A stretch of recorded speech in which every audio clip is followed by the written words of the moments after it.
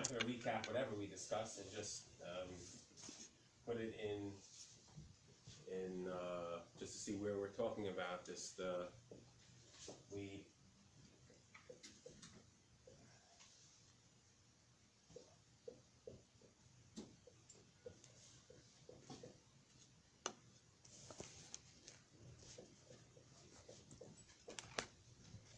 When we talk about it's called kufais, significant time period. It's not a generation, but a whole time period. Okay, so these are the general layers of the Torah. The Chumash is what's called Torah Shebiksav, the written Torah that has the 613 mitzvahs that was written directly by Moshe Rabbeinu from Hashem.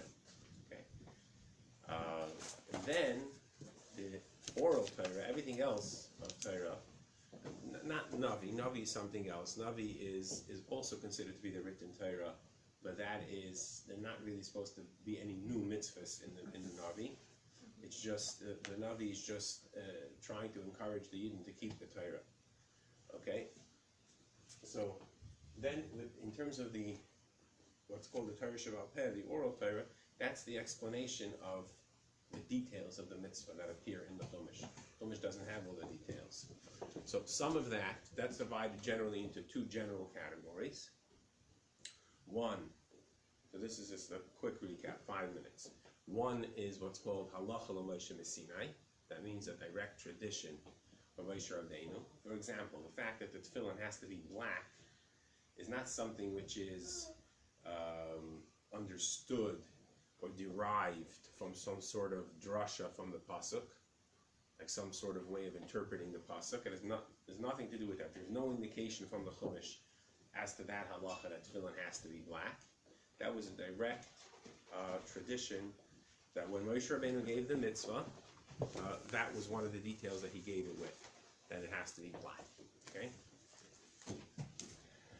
Most of the other details, okay, so that is actually Moshe Rabbeinu gave us rules how to interpret the psukim, and then it was up to us to learn the Torah and to interpret the psukim, okay, and develop the correct interpretation, which would ultimately lead to the details of how to perform the mitzvah. And that body is what's called Torah Shebaal Peh, the interpretation of the psukim, which form and teach us how to perform the details of the mitzvahs that are given in the Chumash. Many of the basic rules that I was referring to, we read actually before. If you say Karbanis before that, if you say the whole entire, it's printed in the Siddur. There's 13 rules. There are many more rules, but one of the sages counted 13 rules he felt were significant rules that are used to interpret the Torah. Okay? Now, so what do we have? Why is Torah Shebaal Peh? If that's what Torah Shebaal Peh is, if that's the body of Torah Shebaal Peh, so what does it mean that there's the Mishnah, there's the Gemara? Why is it divided into different kufais? Why is it divided into different time periods and also into different stages, into different layers of Torah Shebaal Peh? In other words, for the last 3,000 years, we've been interpreting the Torah in the same way they were interpreting the Torah in the Midbar. I don't know, let's say Kaleb and Yefunah was learning together with one of the other people in the Midbar, right? The same thing David HaMelech was learning with Achitophel, and the same thing, right? The Vayra was learning, and the same thing. Was it Adam Rishon learning Torah too? I don't know. Adam was learning. Well, it says that the Avis knew the Torah, but let's focus for after the Torah was given. And then in every generation, they were presumably learning Torah.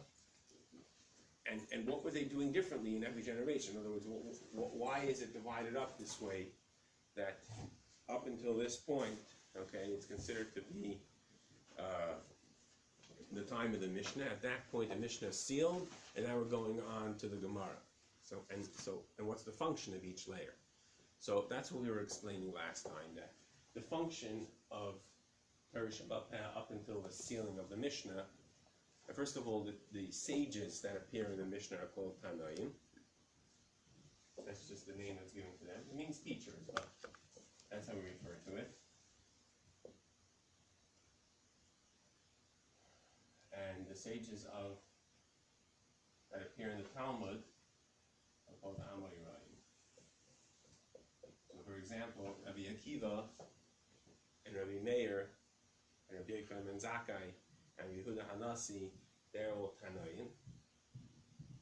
Okay? And the sages that appear in the Gemara, like Rav, Shmuel, Abaye, Rava, Rav Huna, which ones did we have when we were learning Gemara? We had, so in the Mishnah we had a machlokes between Rabbi Yehuda and Rabbi Yosef, right? They were Tanoim. And then when it came to the Gemara, so we had a bunch of different, we had Shmuel mentioned, which appeared to be arguing on what the Tanoim said, but we said that can't really be. Okay? So what does Amora mean? We had Rav Huna, we had a dispute between, Rav Huna and Rav Papa, right in the beginning of how to understand the difference between Shabbos and regular Pesach or something, right? We had so those are what's called Amoraim. And what does Amora mean? Amora? It also means teachers, people that I think it comes from the word saying. Okay, and again, and we have the sealing of the Talmud. At some point, it was compiled. So the Mishnah was compiled by. This was written by Moshe Rabbeinu.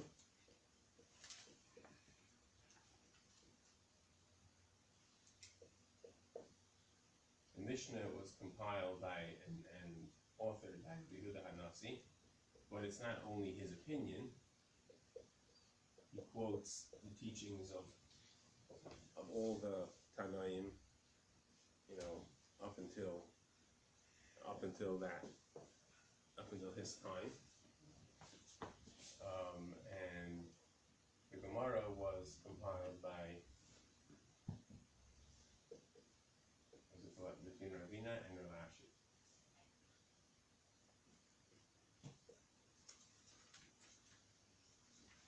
In general, by the way,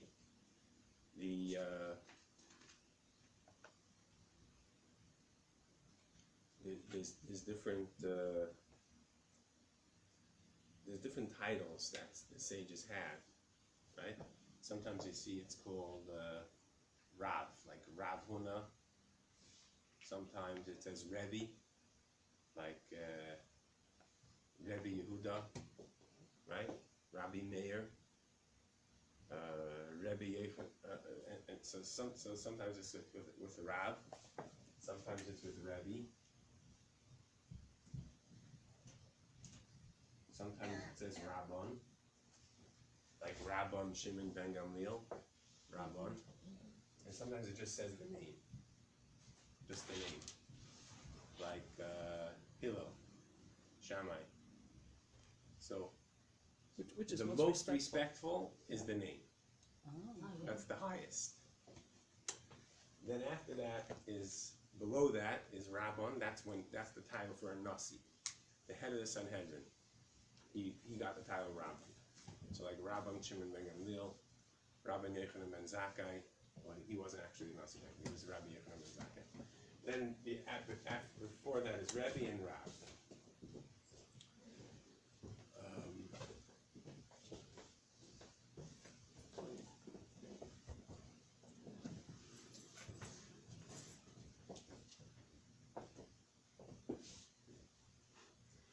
So, what was the difference between these two? In other words, why did the Mishnah finish and the Gemara begin?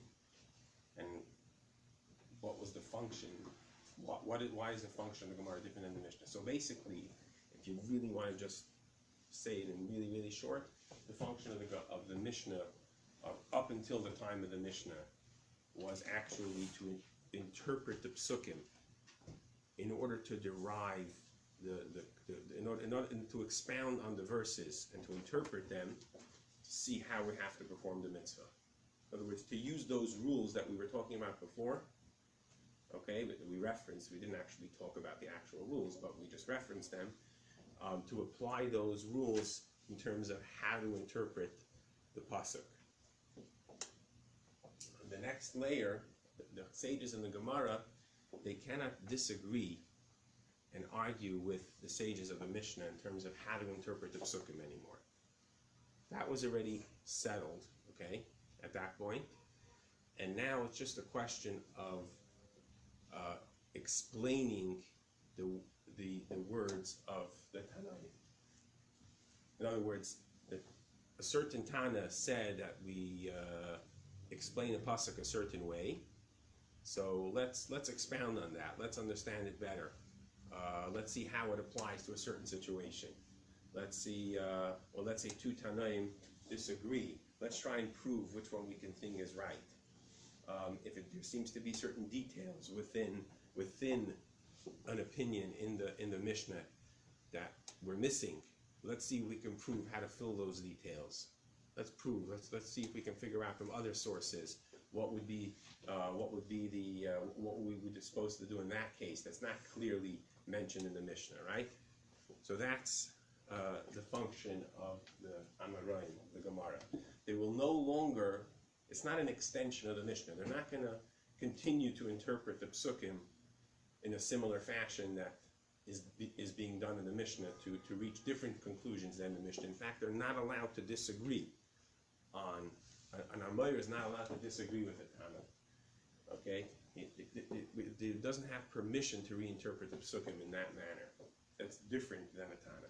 All he can do is try to understand what the Tana is saying, try to expound on it, try to apply it to other situations, and if there's a disagreement, try and prove which one he feels is correct.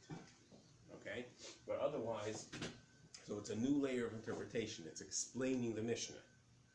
The Mishnah explains the Chumash, but well, doesn't explain it like a teacher explains it to a child, but it explains it in the sense that it tries to tell us how we're meant to be performing the mitzvah. In other words, how are we meant to interpret these psukim and ultimately perform the mitzvahs, whereas the Gemara will just expound on that, but not have the authority to. Now, when we call the Gemara, if I walk into a bookstore and I say, can you sell me a Shas, the reason why it's called Shas is Shin Samach stands for Shisha, Sidrei, because the Mishnah says Shisha, Sidrei, Mishnah, it's six orders, right? That's how the Mishnah was broken up into 6 orders, and each order was written, had different Masechtas. Masechtas are the topics, I guess you can say. Okay, and each Masechta has prakim, chapters, and each chapter has Halacha, has Mishnahs. Okay, so you have like let's say Moyed, which discusses Evzrayim, Moyed, Nashim, Nezikim, Kachim, Taras. Those are the 6 orders of the Mishnah. That's how the whole Torah, all 613 mitzvahs, are divided into these six sections. And within each one, there's, let's say, in Moyed, which deals with time, so you have Shabbos and Pesach, right? So we were learning, for example, Masechtas Psachim. That's the Gemara that we were learning the other day. And Masechtas Psachim was divided up in a certain amount of chapters. We happen to be learning the last chapter, which deals with Erev Pesach, the halachas that have to do with Erev Pesach, the Seder, etc. So that's divided into prakim chapters, and each chapter has a certain amount of mishnayos, certain amount of mishnahs, the way each mishnah is just broken up. And the Gemara is just expounding on each mishnah. So the way it's actually, so you could buy a mishnayos that only has the mishnah and learn mishnah on its own. Okay? But if you buy a Gemara, people learn mishnayos. Let's say somebody has a yard site, so they want to learn mishnayos for the neshama, right? Because Mishnah has the same letters as neshama. Mem Shin Nun Hey is the same letter as neshama. So a lot of times at a yard site we learn mishnayos that begin with the same letter of that person's name. So to find a Mishnah that starts with, or a parak if you can, a chapter, the first letter in that chapter of Mishnayos is, let's say, that the person's name was Moshe, so they'll find one that starts with a mem, right? And then they'll learn that parak, and then another one with a shin, and then another one with a hey. Should women do that as well? To learn?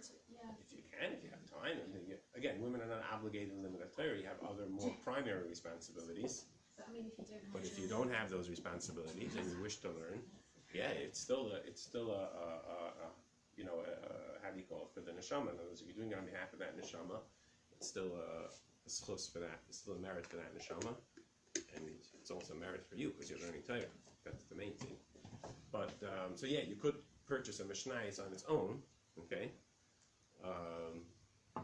But if you're buying a Gemara, the Gemara will always because the Gemara is an interpretation of it's explaining the Mishnayos is just telling you halachos based off how they were interpreting the psukim. So it's not like you need to have the text of the Chumash and the Mishnah as a commentary on the Chumash. It's not written that way as a commentary on the Chumash. It's not. It's I explained it as if it's an explanation of the mitzvahs that appear in the Chumash, which that's what it is. But the Mishnah is written as a book of halachas to teach you what's the halacha. So it divided up all the mitzvahs into different categories, and then it started teaching you all these details. Now, how we reached each halacha was based on a certain interpretation that they had, which might not even be mentioned in the Mishnah, but the Mishnah is very concise, and it's because we have the Gemara that explains how they got there. So it explains to us how they got to that conclusion. Very often we won't even see it in the Mishnah. The Mishnah is extremely concise. The reason it's extremely concise is because, for two reasons. Number one, really you weren't allowed to write down Torah Shabbat Peh. That's the halacha. You're not allowed to say Torah Shabbat by heart. You're not allowed to say psukim by heart, unless it's psukim that everybody knows, like Shema or Ashrei, you know, Tillim, that's part of davening that everybody knows. But if it's some obscure pasuk you're teaching, and you're mentioning a certain pasuk that's not so common, you're not supposed to say the whole pasuk regularly. You're supposed to like mix around the word, or you're supposed to read it from inside. Not supposed to say by heart. And the opposite, you're not supposed to Torah Shabbat Peh, the interpretations of the psukim. Okay, in other words, how to really what the Mishnah and the Gemara and its whole explanation, that really is not supposed to be written, and it wasn't written for a long time. Okay, 1,000 years or whatever, it wasn't written down. But at some point, Rabbi Yehuda Hanatzi felt that if it wasn't written down, then it's going to be forgotten. So he wrote it down. So he wrote it down. He didn't want to elaborate. Okay, he wanted to write it as concise as possible. So it would still be necessary to discuss it and thrash it out. In other words, the concept of Torah Shabbat Peh being a discussion and an argument and figuring it out, as opposed to just everything just written out and you just read an article and this is what you have to do. It doesn't work that way. You have to be learning it. Torah Shabbat Peh, you have to be learning. Okay? And the other reason it's written very concise is because in the end of the day, it's Torah. And in a certain sense, like the Chumash, that lends itself to different interpretations, both correct. Even if we only do one, even if we only follow one ultimately as the halacha, but both interpretations would be correct. Okay? So similarly, the text of the Mishnah is a very holy text, and it lends itself to different interpretations, all correct. So it wouldn't be proper to actually write it out with what he meant to be the way. It's irrelevant what Yehuda meant when he wrote it. Either he meant both things or he didn't. But both interpretations that would appear, let's say, in the Gemara of how to explain a Mishnah, they're both correct. They're both hidden so in that text. But if it were written out, there would be no there would be no room for discussion, there would be no room for interpretation. So those are two reasons, that there needs to be discussion, because that's the concept of Torah Shabbat Peh, and there also needs to be room for interpretation, because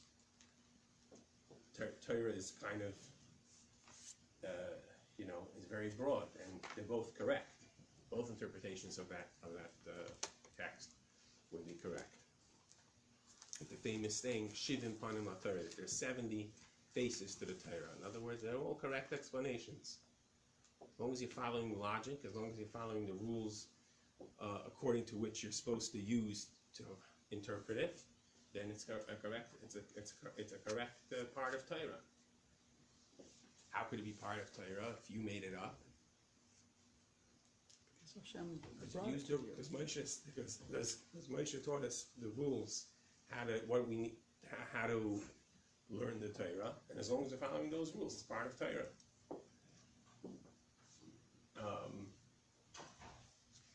So the function of the Gemara was just to expound on that because it's so concise. So sometimes we need to understand the sources. We need to understand,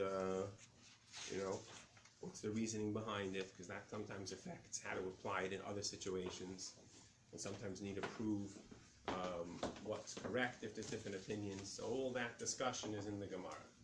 But the Gemara is written as a commentary on the Mishnah. That's what I was coming to explain. The Mishnah is not written as a commentary on the Chumash. Okay? The Gemara is written as a commentary on the Mishnah. So when you buy a Gemara, it's printed with the Mishnah, right? Because it's a commentary on the Mishnah. So, the Gemara is going to have the Mishnayos in it that it's based on. It's going to start with a Mishnah, and then you'll have the Gemara, the discussion of how to explain that Mishnah and all the relevant discussion and halachas that are connected to that Mishnah are discussed in the Gemara on that Mishnah. The Gemara has a lot of back and forth. It's the opposite of the Mishnah, which is just concise rulings. Okay? The Gemara has a lot of the discussion, how it reached its conclusion. Let's try this interpretation. You prove to me that's incorrect. Let me try another one. I'll try to prove that I'm right. You'll disprove my proof. Okay, that's how the Gemara works until we reach a conclusion. So that whole discussion is not always going to be relevant. Well, it's relevant to reach the conclusion, but once we have the conclusion, it's not always relevant for halacha. Certain parts of the discussion are not necessarily always relevant for us to, if we need to know what to do as far as halacha is concerned. Okay, so some of the halachas are clarified. Some of the halachas that appear in the Mishnah are clarified in the Gemara for us, but not the whole part of the discussion is always necessary in order for us to know what to do. Okay, so the next level is Rishonim. In other words, the next level of sages. Once the Talmud was sealed, okay, Torah is continuing to be learned. But now the job is the same way the Rabbi were explaining the words of the Mishnah. Now the Chachamim, or Rishonim, are explaining the Talmud. There's no authority to disagree with the sages of the Talmud. Meaning, Rashi cannot interpret a Mishnah different than, let's say in the Gemara, Rav Papa or Abaya explained the Mishnah a certain way, and that was the conclusion. And that was not disputed. It was clearly the conclusion of the Gemara. Rashi can't come along with all the proofs in the world. He can't come along and say that there's a different interpretation to the Mishnah. Right? That's not his job anymore. That job finished. Okay, by Ravina Ravashi, when the Talmud was sealed. His job is to explain the Gemara. Shmuel said a statement, he explained the Mishnah a certain way, but even his words could be interpreted different ways. So Rashi is going to help us interpret those words, and all the other Rishonim, the same thing, like Tosfos, the Rambam, just some of the more famous Rishonim that we know. Okay, we have the Rajba, the Rosh, the Marami Rutenberg. These were all, the Rishonim. The Tukuf of the Rishonim span basically from, I suppose, like the end of the 11th century or the beginning of the 12th century, till that was the Rishonim. The truth is, there was a gap between when the Talmud was sealed till what I said, like the 11th century. That was a good many hundreds of years after the Talmud was sealed. So, but in between that, there was called the Go'inim. But the Go'inim had a very similar function to the Rishonim. It's not really considered like a separate level of interpretation. So I'm going to like put it together for our purposes until maybe later on we'll get a little bit more technical and see if there may be any differences between what's called the Gaonim and the Rishonim. But as far as we're concerned now, it's really one. Their job is to interpret the Gemara, basically.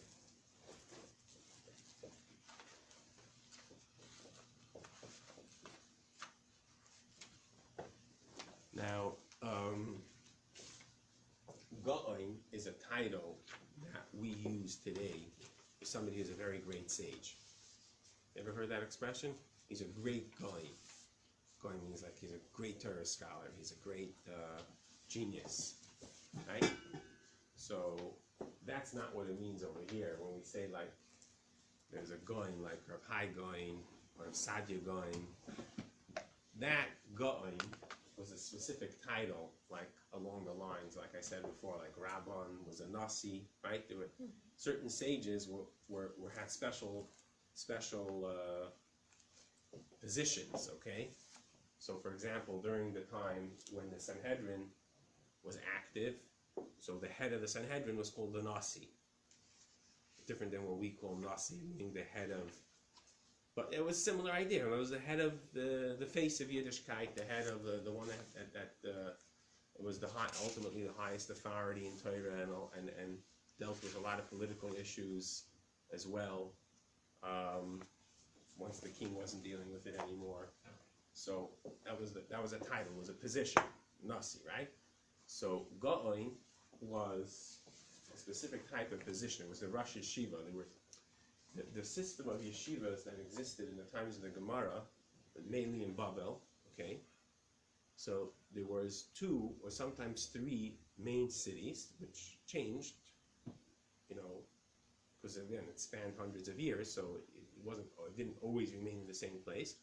But for the most part, you had the 2 main cities, or sometimes 3, that were the main yeshivas, that everybody would come. The rest of the time everybody was working or whatever it is, and then they would come a couple of times a year. That was called the Yarchei Kala, the months of gathering together to learn, because most of the people were involved in agriculture, so there were 2 months out of the year that they weren't busy, either planting or reaping or whatever it is, and they would come and learn. So all the year of Shemitah, they will study all day? Yeah. Okay. That was the whole point of it. That's the whole point of Shemitah. Okay. So they would come and the main yeshiva, so the head of the main yeshivas were different ones. So let's say the famous Amoraim that we know of, like Abaye and Rava, Rabbi and Yosef, right? Rav and Shmuel. So the big famous Amoraim, there were hundreds, probably thousands of sages at the time. The main ones that we're constantly quoting, they were the heads of those yeshivas, and the rest were their students, right? And in the next generation, there was the other heads of the yeshiva. So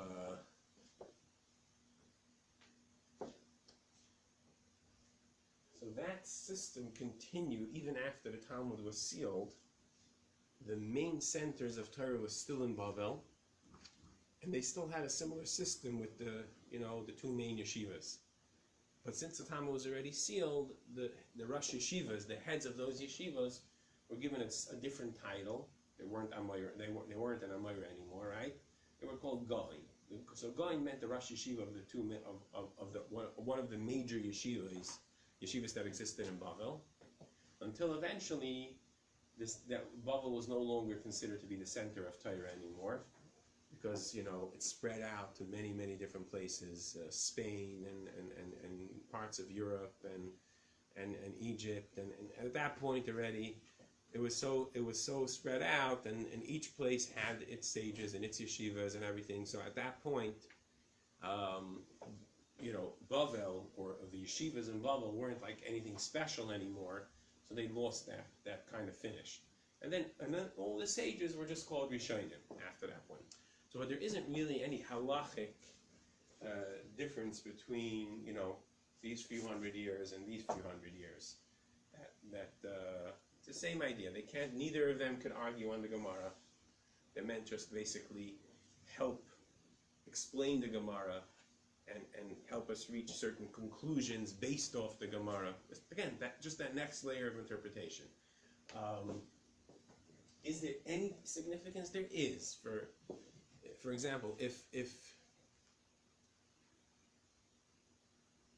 see anything that appears in the Gemara, because that was the actual main center of the Torah learning, so that was considered binding on everybody. It's not like, the Rav in my city, go back 50 years. Every little city in Europe had a Rav, right? And they wanted to know what to do. They asked the Rav. The Rav did his best to try to understand from the Gemara, from the Shulchan Aruch, what's the Halacha, and every city followed their Rav. And by the way, that existed earlier, right? There were certain cities, right? What do you think happened when Rashi was the main teacher in Worms, in the city in France? So of course they followed him. Whatever his interpretations led them to, whatever conclusions were reached based off his interpretations of the Gemara. That's what they did over there. He was the Rav, and the Rambam was in Spain and then in Egypt. So there was. Over there they followed the Rambam. Over there they followed him. It was just different. And it wasn't, the Jews in Spain weren't obligated to follow Rashi, and the Jews in France weren't obligated to follow the Rambam. Everyone did like their teacher, okay? And that existed to some degree even in the times of the Mishnayos, before it was actually determined the rules of, the halachas like Beis Hillel, right? Before they established that, so the students of Shammai did like Shammai, students of Hillel did like Hillel. At a certain point, it was established that in such a type of a case where Hillel and Shammai disagreed, Allah is like Hillel. At that point, you don't follow Shammai anymore. You got to keep the rules of the system. But once we establish that that's the Allah, so so the Gemara is completely binding on everyone. There's no such a thing that there was a sage somewhere in England who interpreted a Mishnah differently and wasn't incorporated in the Gemara, and that's what they do in that place. No such a thing. The whole Klal Yisrael is binding by the Gemara. It is a clear conclusion. If there's a disagreement how to interpret the Talmud, I can interpret in one place, like in Spain, the Rambam and the Rif and everything, they could interpret a Gemara a certain way, reaching one conclusion of how to perform the mitzvah. And in France, they Rashi and Rabbeinu Tam and other, the Chachamim of those schools could have taught a different interpretation of the Gemara, which would have yielded a different conclusion. Like in the example we were discussing last time about, what it means, parim silka, whatever it is, which yields totally different explanations. So that's possible. But if something is established, okay, in the Gemara, so then it's binding on everybody. Okay, just a question of how to interpret it, how to understand it. That could be different in different places, but it doesn't take away from that the ruling in the Talmud is binding on everybody. It's not only binding for the Yidden that lived in Bavel because the Gemara was in Bavel. It doesn't work that way. Okay. Rishonim, on the other hand, doesn't work that way. Right? When a given Rishon interpreted the Gemara a certain way, it wasn't binding on the whole Klal Yisrael. It was binding on his community, his Talmidim. Okay? Again, at a later point, which is what we're getting to, that's the whole purpose of this, is okay, we establish a Shulchan Aruch, and then we have a new set of rules of what the conclusion is. So that may become binding, but to some degree. So this is not really binding at all on other communities. This is binding on everybody. And the Go'anim is somewhat more binding, because since in the end of the day, during the times of the Go'anim, the center of learning was still Bavel. There were already other centers, but the main centers were Bavel. So therefore, if there was a certain enactment that came out that was made by one of the Go'anim, it's a little bit more binding, a little bit stronger, okay, than if it were to have been just based off a certain interpretation of a given Rishon based, of the Gemara. So there's some difference, but generally speaking, if you really put it together, if you really want to understand the overall makeup of how it works. Okay, Okay, so what we did was, and I have to go to the other class now, but what we did was, we showed one simple example of what was taking place in each layer,